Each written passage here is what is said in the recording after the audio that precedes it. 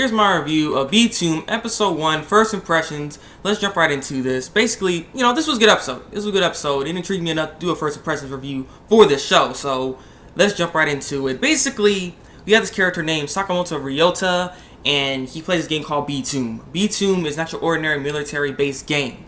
Basically, what this is that you don't have any firearms. What you use is explosives. So you gotta find ways to destroy your enemy using only explosives. And you have like this radar, sonar thingy where you can know where your enemy is always at. And same thing for the opponent. So you basically facing each other, you already know where each other are. So you either outsmart and outwit your opponent basically, and then you can win. So this game seems pretty interesting actually. And basically, Sakamoto's team is the 10th best in the world after he plays so well. Because Sakamoto is like the best player on their team. Because the rest of them kind of retarded, but he's doing really, really well, and he gets their team up to the top best in the world, top 10 best in the world, and that's the world because it's online, so he's facing against everybody. And so the second best team in the world ends up challenging Sakamoto's team, and Sakamoto's like, bring it on, bring it. So he's ready to play, and he's playing against them and stuff like that, and all of a sudden what we see, him waking up all of a sudden on an island by himself, and it's like, what just happened? He was just playing a game with the second best team in the world. Why is he on an island all of a sudden? Then he's just looking all weird, so it's not looking good for him. And so he's trying to figure out what the heck is going on. He finds, some rations, some water, a bento for him. He ends up with this other thing. He has his bomb. He has his bag that was full of bombs, basically. He has like 10 bombs, it looked like. And so he didn't know those bombs, though. It was just some squares. And so he ends up pressing something, throws it. Because I was like thinking, you better throw that thing. He has a timer all of a sudden. And he throws it, and he's like, and he explodes all of a sudden. He's like, oh crap. So I got bombs. And so once he figures that out, he ends up seeing this person. This person's all walking by, just looking all casual. And he's like, hey man, help me out, man, what's going on? And the next sucker's like, bam, bro. And all of a sudden, this freaking explosion starting to happen. And now he's running away. He's running away from this guy because he's trying to kill him. And he doesn't know what the heck is going on. And then but then he realizes throughout this whole little fiasco that he's basically playing Btooom for real. His life is on the line for real.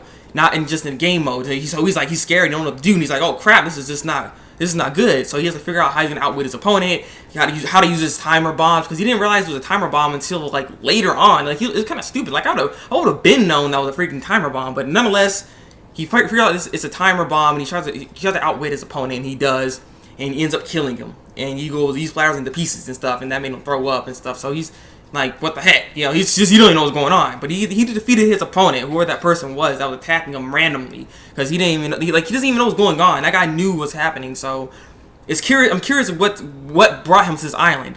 And so then at the end of the episode, he ends up running into this girl. She's all washing herself up and whatnot, and she gets all kind of like spooked out. And so the next episode, we're probably gonna know a lot more about this girl and this character, and a little bit more about the world and what's going on, why he's on the island and stuff. Because the thing is, he's thrown that island randomly, and his mother keeps trying to give him a job, but he's like, I don't want a job, Mom! Get out of my face! And stuff. And so throwing a freaking his controller and everything, making it go through the drywall. I mean, he's sounding stupid. The only job he wants is to work at Btooom. That's what he wants to do. He wants to be working over there, and he's been trying to get to that job like for 2 years now. But besides that, he's not looking for any other job. He's been Hekiki basically inside his room, just playing that game all day.